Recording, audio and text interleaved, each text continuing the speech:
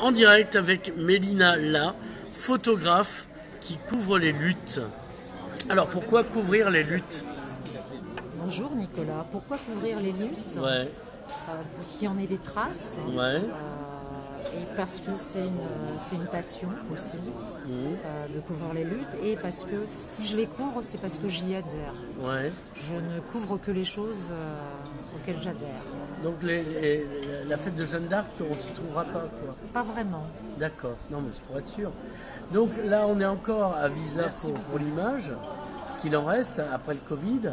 Et toi tu exposes à la médiathèque sur les luttes, on vient de vous le dire. Alors qu'est-ce qu'on va trouver comme photo? Alors on va trouver donc deux conflits, j'ai choisi deux conflits. J'ai choisi le tout premier conflit que j'ai couvert, qui était le conflit des postiers de Rivesaltes, la plus longue grève de la Poste de France. Et j'ai choisi le pacte ferroviaire avec les cheminots. Alors il y a le train de fret, mais pas que du coup. Non, oui, pas que, parce que en fait j'avais couvert le train des primeurs, mais le train des primeurs avait déjà été abordé et il y avait déjà une expo l'année dernière. Ouais, c'est milliers. Tout à fait. Pas que, il y avait un autre, je me souviens plus. Ouais, mais c'était pas le train des primeurs. Ouais. C'était Georges Bartoli et c'était pas le train des primeurs pour voilà. Georges. Voilà. Donc moi j'ai choisi le pacte ferroviaire. D'accord. Alors qu'est-ce que tu entends par le pacte ferroviaire?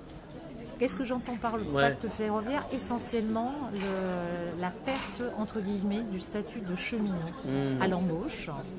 Et j'entends aussi par là une nouvelle forme de conflit, une grève perlée, c'est-à-dire 2 jours de grève, 3 jours de boulot, ou l'inverse. Oui, mais Mélina, on vous dira, cher ami, que ça emmerde les vrais gens, ceux qui prennent le train.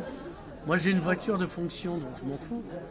Oui, effectivement, ça a dû, comme vous le dites, emmerder les gens, mais une grève, en général, emmerde les gens. Ouais. Pas forcément les vrais concernés, c'est-à-dire, en l'occurrence, là, l'État. Je doute que l'État prenne le train, enfin, les membres de l'État prennent le train. Mais c'est la seule manière de se faire entendre, c'est celle-ci.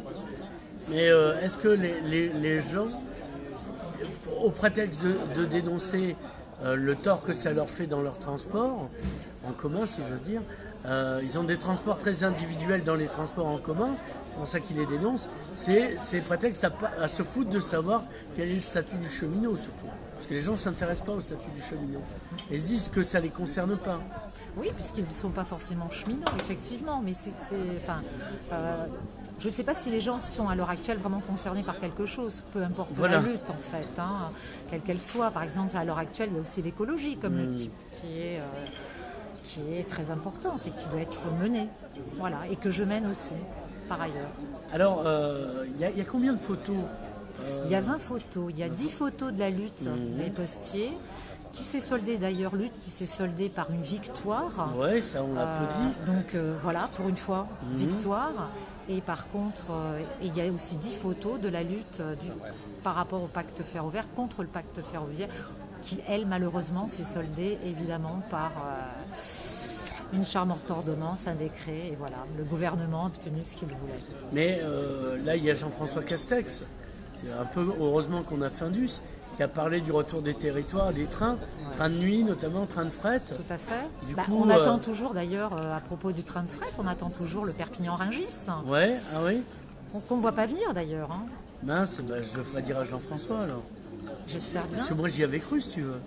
Il m'avait parlé des territoires, j'avais les larmes aux yeux. Il y a d'autres trains qui sont aussi concernés, il n'y a pas que celui-ci. Il y a aussi un Volvic Mont-d'Or aussi. Ouais. Il y a il y a plein de trains. Le fret de toute façon se porte très mal en France et tente à disparaître au profit de camions de transport sur route et donc de pollution. Oui, voilà. Pollution. C'était 40 000 camions qui remplaçaient un train, quoi. Non, c'est 20 000. 20 000. 20 000 ou 25 000. Ouais, mais moi c'est cadeau. Tu m'as chanté. C'est marseillais, ça, ouais, comme chiffre. Ouais, voilà. C'est le chiffre du gars qui n'est pas tout à fait réveillé, donc voilà. les informations arrivent par bribes. Et je voulais dire par rapport à cette expo, c'est qu'il y a une différence aussi dans le traitement. Donc l'un, c'est celui des postiers, c'est ma première lutte. Ouais. Voilà, que j'ai Donc ça date d'il y a combien d'années les postiers? Les postiers, c'était en 2016. Ouais. Ça a commencé en fin novembre 2015 et ça s'est terminé début juillet 2016. Et c'était avec mon tout premier appareil photo. D'accord. Donc il y a aussi une différence dans le traitement de l'image, dans la façon aussi dont j'ai perçu les luttes. Ce sont aussi deux appareils photo complètement différents.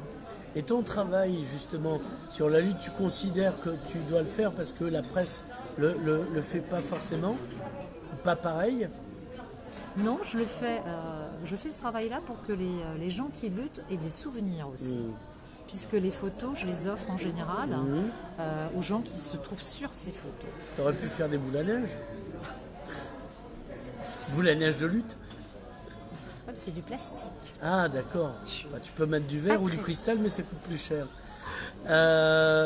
Donc, ça, on peut l'avoir jusqu'au 19 septembre. Jusqu'au 19 septembre, et c'est rue Émile Zola. Oui, au Campus Mailly. Voilà. Et est-ce que... au Campus Mailly, oui. Oui, et il y a un livre. Si vous voulez laisser un petit message, que je lirai avec plaisir. Ouais, un livre d'or. Tout à fait. Et la parole est d'argent, et le livre est d'or. Est-ce que tu as un site internet où on peut voir ton travail, te contacter, si on veut lutter avec toi? Non, je n'ai pas de site.